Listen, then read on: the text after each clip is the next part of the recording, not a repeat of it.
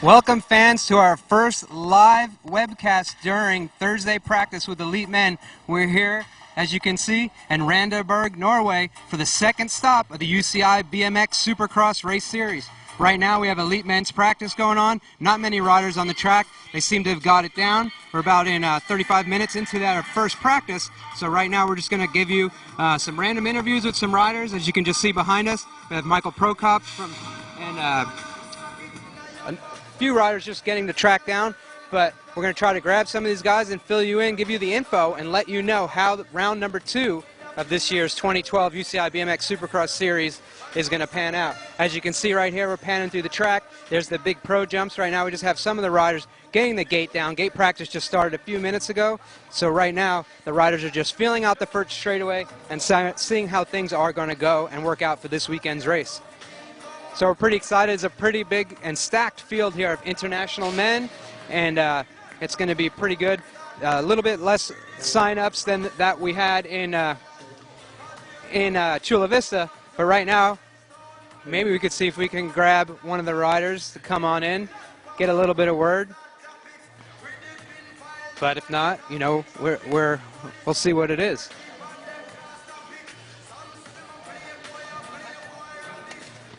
So we seem to have our first victim here. Let us know how the track is riding after the first few laps of practice. Yeah, it's great. It's all hard. The turns are fine, a bit bumpy at the first one, but the rest of the track's all great, yeah. Yeah, that was a big concern. A lot of people saw pictures of the track and those turns, but let us know how they ride and how they feel in comparison to, say, the track last week in Chula Vista. It's about the same. It's handmade. You can feel some bumps in it, but yeah, it actually feels the same. Yeah. So, and a lot of the local tracks on the outdoor tracks have this type of setup, right? Yeah, in Europe, yeah, they do, because yeah, we are used to it. But for you guys, it's something new for the UK guys and the USA. Yeah, the fans all around the world were really excited to see it, and we appreciate you stopping by. Go out there and do some hot laps, and we'll try to catch you in action. Thanks. No worries, thank you.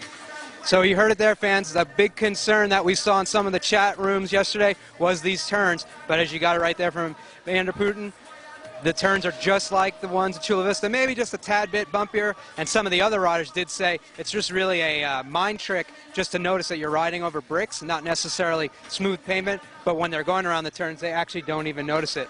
So like we said, we're just kind of seeing what's going on. We're going to get some other riders as practice goes down. But right now, as you see, just some of the riders have really got the track really lined up and going things down. So we're going to hopefully get another interview here right now with Afro Bob the Wilde. And if you did notice some of the things on Twitter, if you followed some of the stuff as of yesterday, he may no longer be called Afro Bob because his team manager, Boss the Beaver, shaved his head. It looks like Boss nicked him a little bit because he's got some bandages on his head. But let's talk about the track first. Let us know how the track's riding. The track is riding really good. Well, after the crash, I'm still a little bit hesitant to push myself really hard, but so far so good. So a lot of the people had seen video or photos of the track. They asked about the paved turns and just want to get the riders' aspect of how these turns ride in comparison to, say, Chula Vista or a hard-packed dirt turn. Only visual is different. Riding, I just carved the turn really hard and just hooked up just like in Chula Vista. So. With grip-wise, there's no difference, just the visual is a little bit different, but we'll figure it out in a couple of days. So as you did notice, you had a little bit of a crash yesterday, a little bit of an incident. Do you care to let the people know what happened, or is that something you want to keep secret till after the weekend? Well, it's very simple. I got hit by a car. He came from my left, and he didn't see me. So I went over the bars. I landed on my head, lost a bunch of hair, draw some blood, so I ended up shaving all my hair off. So we did see you officially change your name from Afro Bob to, I didn't think it said Bald, I think it said Bold Bob, but Boldy Bob. Boldy Bob, okay. So fans, you heard it here first, live on BMXLive.tv. No longer Afro Bob, it's Baldy Bob. Yep. Thanks. Thank you. You're welcome. Thanks, man. All right, so scoop. We love to give the fans scoop. You can get it on the Twitter. You can get it on the UCI BMX SX Facebook page. But as of today, these 30 minutes are golden as you're getting all the riders' reactions. And as you can see coming around the turn right now, it's Mike Day from the USA. And he's just cruising around the track. hopefully we're going to be able to get a word in with him or some of the other riders. But as you can see, there's not a lot of riders on the track right now. The first few minutes of practice, they seem to get the track dialed in. And a lot of the guys said this track is pretty technical, but at the same point, after they rode it, they felt really good around the track, and they really liked the way that it was riding. So, we're going to see, we have a couple of riders, and it looks like it's going to be Mr. Nick Long. As you can see, like I said, it's pretty light out on the track, but luckily right now, we have one of the USA's and one of the world's top riders on the UCI Supercross circuit, Mr. Nick Long. Nicholas, let us know how the track's riding. Track's super cool, you know. It's kind of basic, more than some of the other tracks, but which is good. You know, there's different lines we could take in the rhythms, and some jumps that'll go fast on, some jumps you got to slow down a little bit for, but overall it's pretty good. So, is there anything that stands out in your to you in your mind about the track and what's going to be a deciding factor during the races? Yeah, the second jump down the second straightaway, it's kind of peaky and pretty short. I mean, so race time could be getting pretty greedy, you know, trying to pass somebody and take extra pedal and overclear it and snap your stem off like Myers. But, you know, it should work out as long as you keep a straight head and just go through it like practice. And then one thing we've been asking all the other riders, what are your thoughts and how do these turns feel when you go through them at top speed? These turns are super smooth, you know, like when you race dirt turns, they fall apart or get loose. These bricks are super smooth, super fast. At first they were a little bit illusional, like kind of tricked my eyes a little bit, the different lines in the turns, but getting used to them, they feel good now. Okay, cool. Well, thanks for stopping by and have good luck on the rest of your practice and in time trials tomorrow. Thanks, Pete. Well, there you go, fans. Another testimonial from one of the world's top riders, Nick Long, riding for Haro Bikes. He, he said those turns are really fast out there, work really well. So, what we're going to do now is go from that North American hemisphere from the United States, hopefully all the way up to Canada, as we have the Canadians' top rider, Tori Nyhog. He just got finished with a lap. He's grabbing a little bit of a cool down, but hopefully we can bring him in here, get him on the interview, and get the fans the words straight from Tori's mouth, let you know how things have worked out. So Tori, whenever you're ready, we'd love to get a quick word in with you. So, you got in some practice. Let us know how the track's feeling to you. Yeah, the track's pretty good. The first straight's super fast, and second straight's pretty peaky, so, I mean, it might be faster just to go a little bit slower and be able to hit the backsides, but we'll see. I think time trials will be pretty tight tomorrow because everyone's doing the track pretty well. You know, we've asked every rider so far what their thoughts were on these turns. A lot of people say that carbon frames are a little bit, different feeling than aluminum frames. But how do these turns feel to you as you're going around them pretty fast? Yeah, the new Redline bike's pretty stiff, and I really like it. But, I think we're all wondering how the brick turns would turn out, but they've turned out well. And, I mean, the track's fast, and the turns are big enough to make some moves, so it'll be good racing this weekend. Well, that's good to hear, and thanks for stopping by. Good luck with the rest of your practice. Thanks. All right, so there you go. We're getting as many riders as we can to come on in. Tell us a lot how the track is, but everyone so far, thumbs up. We got a lot of positive influence from the riders, and, these guys will give it to you straight. So we'll see if we can pan up a little bit with some riders up in the gate and just give you a little bit quick look of a lap around the track. As you can see, Josh Myers from the U.S. and Barry Nobles from the United States. As you can see right there, tried to jump that triple jump, and it's a little bit a big jump there, but that's going to be a decider going into that first turn. That triple's pretty far, and then like Nick Long said, that big set of doubles down that second straightaway is one of those obstacles that will be a make or break line for some of the riders out here.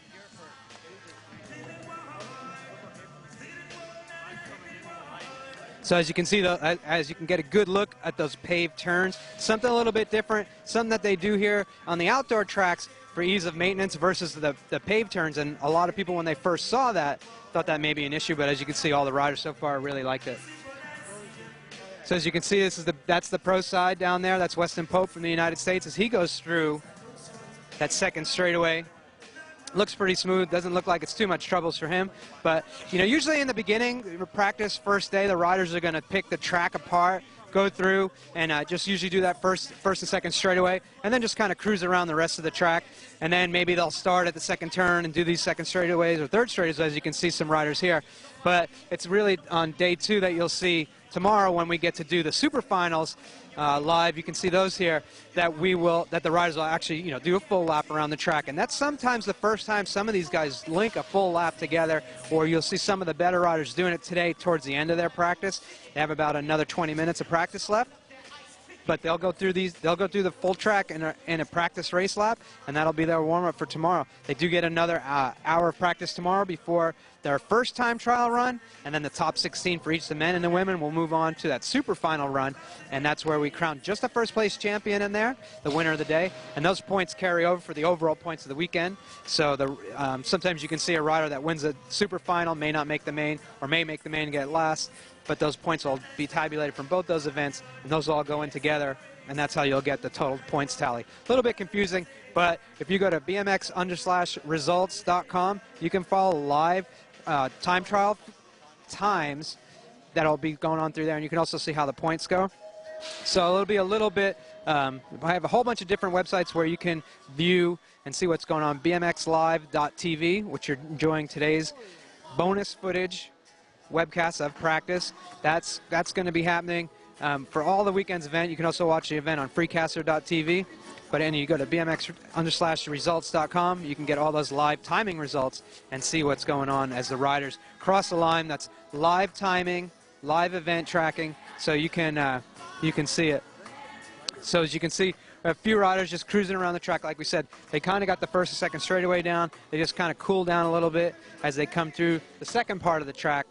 So, but, don't be fooled by the lack of riding that's going on out there. In the first 20 minutes of practice or so, before the gate was running, the riders were doing, the first and second straightaway without the hill. That's how they always start the first elite practice.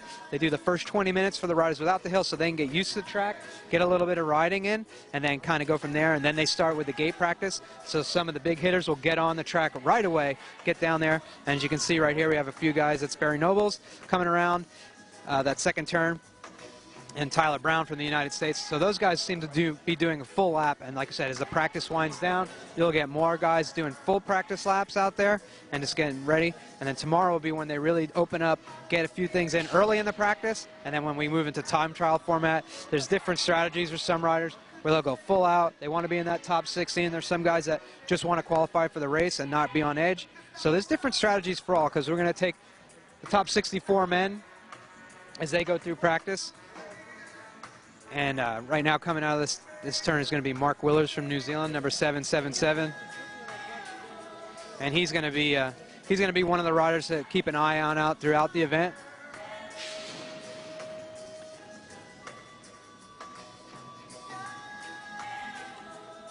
So you see right there, that's the Red Bull Lounge for the riders, that they get some time in between the events, and we'll see if we may be able to get a word in with Mr. Willers.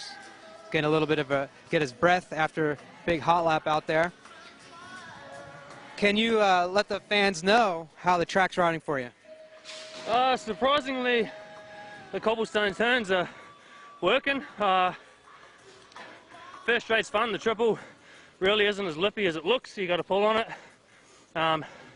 Second straight's a bit of a coaster. You can pin it into the first one, and then just try and scrub as much speed as you can and get the front wheel in for that second double. It's been killing a few people, so just about keeping it as low as you can and staying on the ground. All right, well, thank you very much. Good luck with the rest of your practice and for your time trials tomorrow. Thanks, buddy.